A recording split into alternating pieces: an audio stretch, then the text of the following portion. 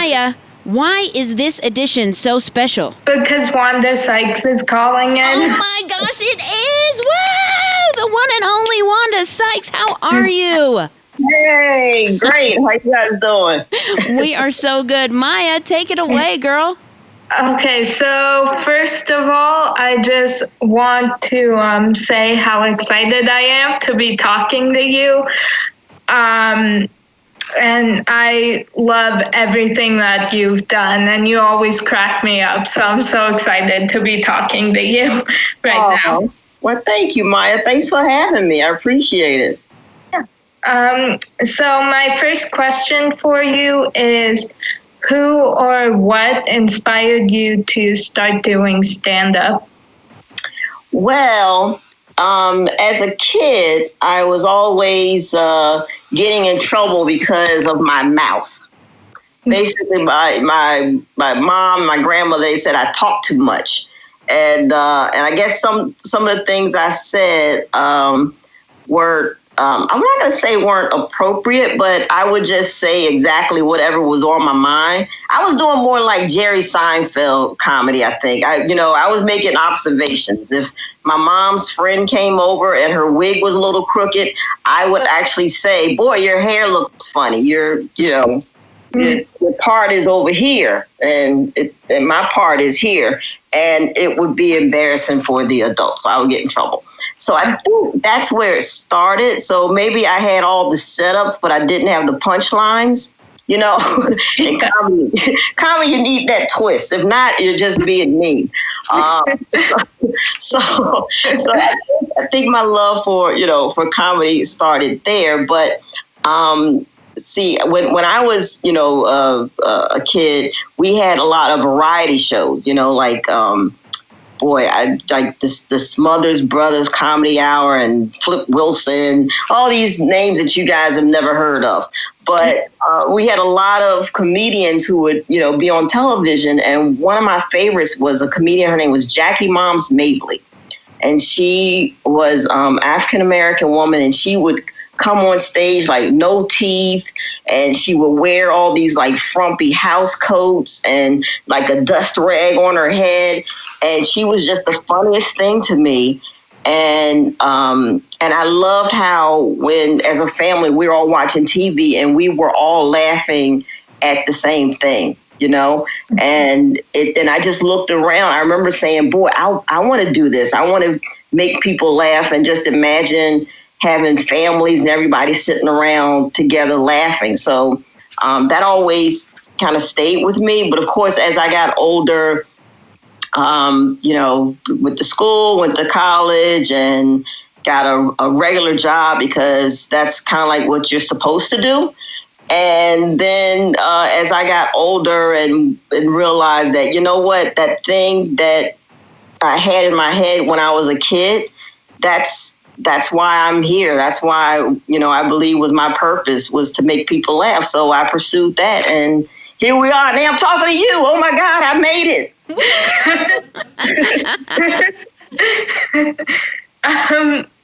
So you're an actress, comedian, and writer. Are you equally passionate about all three of these things, or is there one that you like more than the other? Great question. I started off as a stand-up comedian, and that's the thing that I still love, I think, the most. I love standing in front of the audience, and I love getting that immediate response of the audience, laughing. And it's still the most challenging, because you're up there by yourself. I love that it's, kind of like unscripted. I just say whatever's on my mind, and it's, spontaneous. And but I think it's also is where I feel the closest to the audience, because they're right there, and it's like, you're part of this show too. If you're not enjoying it, then I'm definitely not enjoying it, and none of us are having a good time. So I would have to say stand-up is still my favorite, but I love acting and doing voiceover work because you get to work with other people, and also, it's just being able to tell different stories. So I love that. Cool. Cool. So you're going to be in the upcoming thriller Breaking News in Yuba County. So I'm so excited to see that, and I love thrillers. What drew you to this project? Well, I read the script and I really liked it. I thought, wow, this is a really good thriller. And then the cast that they had was amazing, and a lot of people I've always wanted to work with.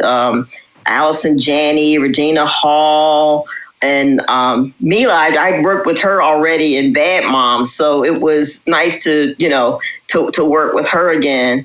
And Ellen Barkin and Juliette Lewis. I mean, and Bridget Everett. It's just an incredible cast and a good group of women. And the script was written by a woman, and also Tate Taylor. He's really good director. I like him a lot, and we became good friends. And also, I got to see a part of the country that I hadn't spent time down there before. We were in Natchez, Mississippi. And at first I was like, I don't know. But you know what? We had such a good time, and they were lovely people. And I learned how to bake biscuits. It was it was a lot of fun. So we had a really good time doing this movie, and I think you guys are gonna love it. It's really fun. Cool. Yeah.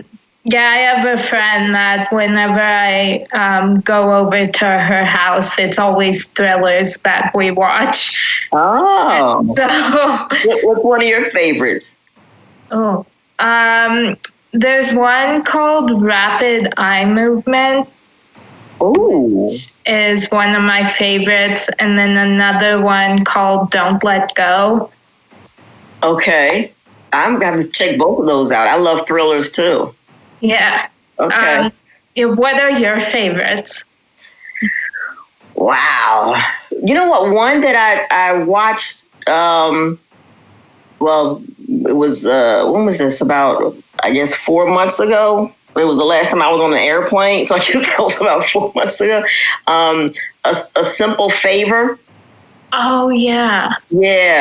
Yeah, Paul Feig did that one. Yeah, I really liked it. I thought it was really good. Yeah. So you played Barb in The New Adventures of Old Christine. And I was actually just watching that before you called in. And so it's one of my favorite shows, and Barb, she just always cracks me up. And did you ever have to do multiple takes of scenes because you were cracking up?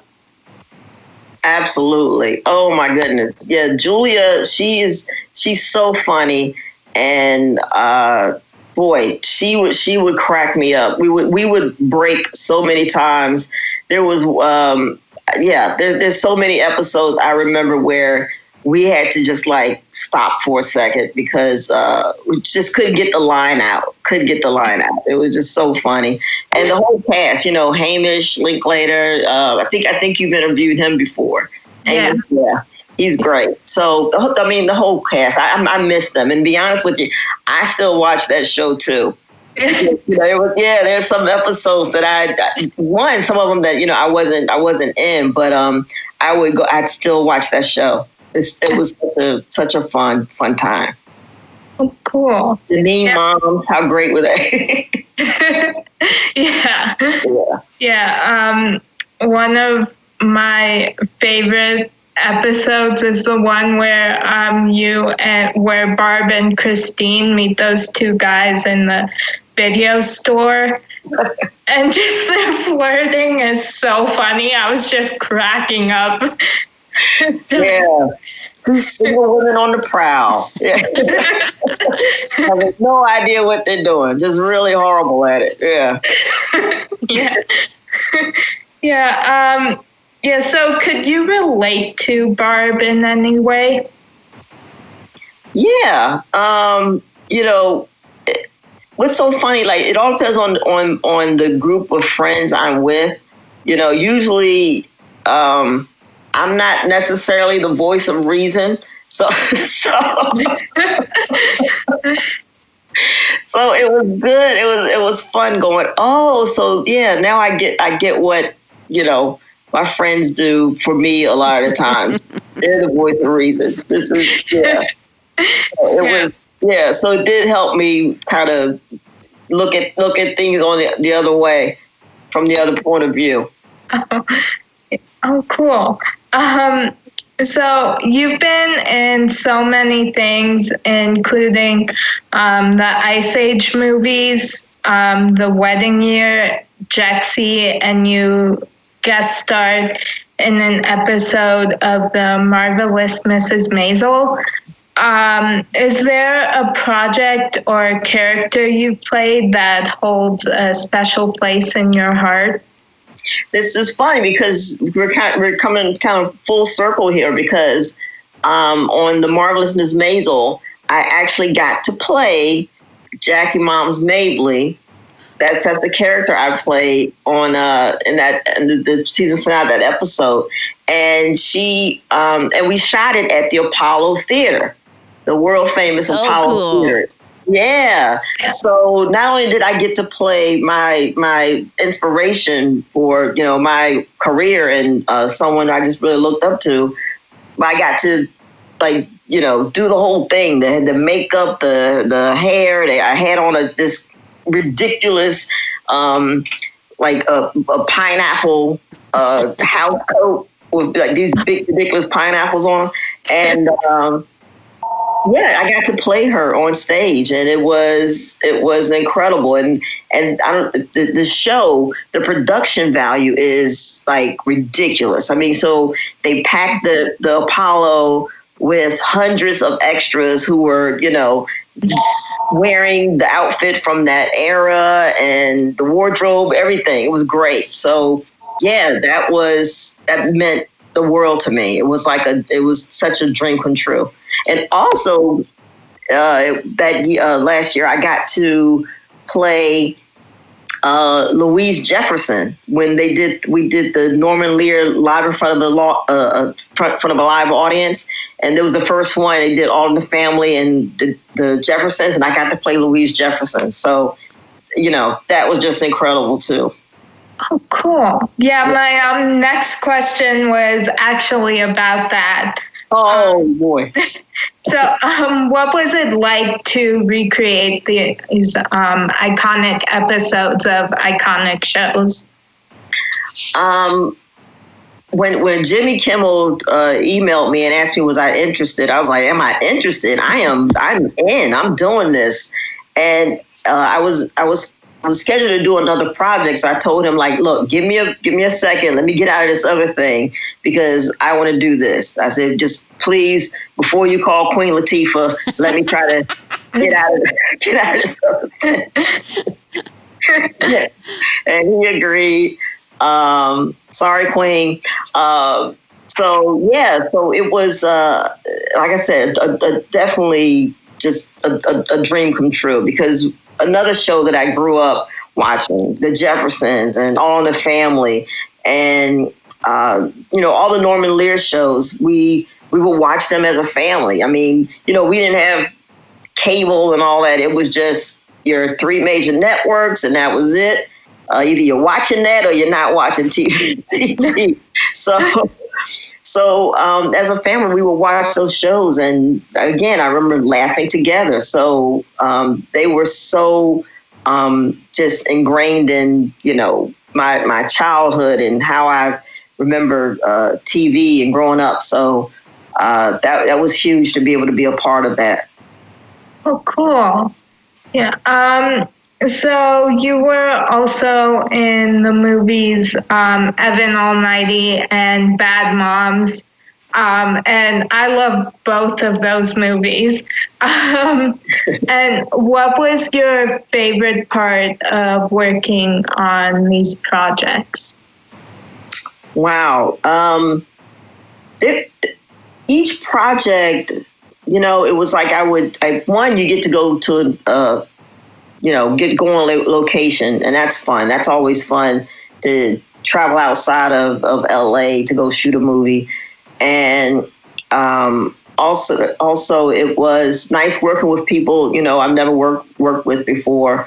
Like in Jexy, I got to work with Adam Devine. He was so nice and so much fun to work with. And then the ladies on Bad Moms, Evan Almighty. Now there's a group of us who worked on that movie. And we still, keep in touch. We have a text, a group text that we're on. We get together and go out to dinner. And so I made some really good friends on that movie because a lot of it, we were kind of like sitting around a lot, either waiting because it was all, it was a lot of it outdoors and all these animals we had to work with. I remember one day we spent pretty much 5-6 hours just running to the ark.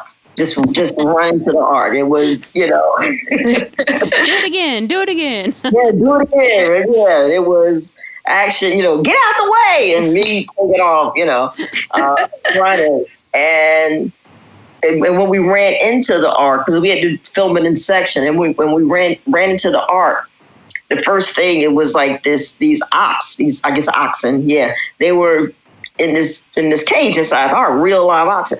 So we're running, and they would tell us, the animal trainers would tell us, whatever you do when you're running in the ark, don't look the ox in the eye.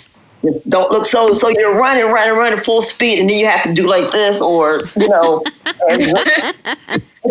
it's a wonder we didn't all just end up breaking up everything. It was, but we had such a good time doing that film. Made some good friends. Oh, cool. So what is your biggest pet peeve? I think rudeness. Yeah. Anytime someone's rude, or, not even to me, if I just witness someone being rude, it's that it just drives me nuts. I mean, a please and a thank you and a, no problem, you're welcome, whatever, that doesn't hurt anyone. And to me, it takes more energy to be rude and, and instead of being kind. Yeah, I agree with that. Whenever people are like rude like that, it really makes me annoyed. Yeah, right. It's like, geez, okay, you're having a bad day, but maybe it'll make your day a little better if you're just nice to someone. Yeah. Yeah, just common courtesy. Yeah. So what song would be on the soundtrack to your life? Ooh. A soundtrack of my life. I would say, the song that just came to my mind is Breakout by Swing Out Sister. I haven't heard that song. Yeah, no, I should pick one that's a little more in this decade, huh? That's okay. That's okay. I guess, what's the song? What's the song that's like, that I'm, actually, but, God, you really put me on a spot here. Which you shouldn't, because I love music. I guess a good Stevie Wonder song. How about that? Yeah, I like that answer. So, what terrible movie do you secretly love? Ooh, terrible movie that I secretly love. A bad movie that I love. Don't worry, we won't tell the actors in it that you said it. Oh, you promise? We promise. Yeah. What's a bad movie? But the thing is, I don't think it's a bad movie. Yeah. You know, but I love planes, trains, and automobiles. That's I'll a good watch example. that. Yeah. Some people Yeah. might say it's not a good movie, but it is a good movie and It's you a like great it. movie. I Yeah. love it. Yeah. Yeah. They're Yeah, funny. I They mean- are very funny. Yeah. Yeah, I mean, that question's hard because it's like you don't consider them terrible movies, but I don't know. Yeah. So if somebody. Oh, I just thought of another one. Oh, yeah. Unwritten. Oh. Natasha, what's her name? Bettingfield, something like that. Yeah. Yeah. I like that song too. Oh, cool. So if somebody narrated your life, who would you want the narrator to be?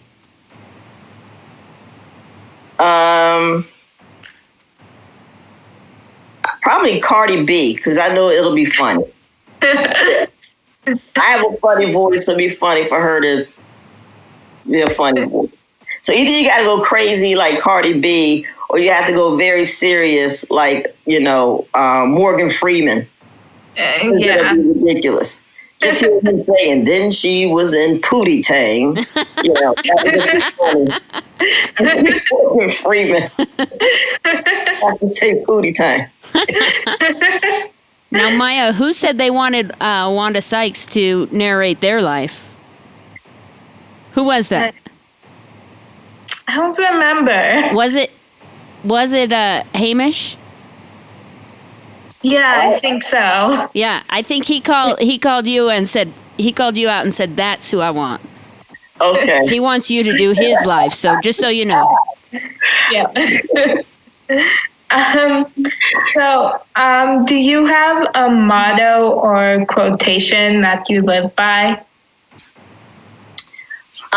Pretty much do unto others as you would have do unto you. Yeah. The golden rule is always good. Yep. Yeah. Oh, before I get to my last question, I just want to say I'm just really fast going back to the New Adventures of Old Christine. Another one of my favorite Barb moments is that episode where Christine goes on a date with Richie's teacher. And she's like, I'm bringing protection. And so then Matthew says, what? Are you bringing a mongoose? And she's like, better. And she opens the door and Barb's sitting there. Yep. I'm the wingman. Yeah, and then I love whenever she's holding up the bread basket and you're talking to someone, so you're like, 1 second. So yeah, I really just love every episode. So who do you consider to be a real life superhero and why? Ooh, real life superheroes. I think teachers and our doctors and nurses, people in the medical field. Absolutely, they are real life superheroes. Yeah. And with homeschooling, teachers are definitely superheroes. Everyone has learned that, right? Yeah, they are essential. Yeah. Yeah. Well, thank you so much for calling in. I had so much fun talking to you. Oh, thank you, Maya. It's been a treat. Thank you so Thank much you. for Thank chatting you. with Children's Hospital Colorado. If you're ever in Colorado, just know we'd love for you to stop by and meet the kids. I'm sure they'd love to see you. Oh, I love it. I love Colorado, too. Well, excellent. Thank you so much. In honor of you, here's a little Stevie Wonder here at B-Boy 45 Seacrest Studios. This is You Are the Sunshine in My Life. That was Wanda Sykes on another edition of Maya's Latest News to keep you in the groove. See you later. Bye-bye. Bye-bye.